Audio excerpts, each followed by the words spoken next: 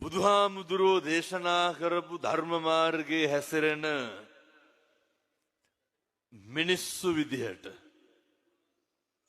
අපෙන් කරන්න ඕන කරන හොඳ යුතුයකමක් ඉෂ්ට සිද්ධ කරන්න. මේ 2026 අවුරුද්ද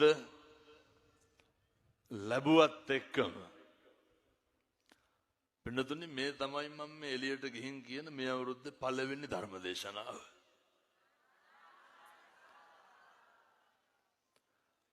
පැය ගාණක් තිස්සේ මේ ඉඳගෙන ඉන්න අම්මලා තාත්තලා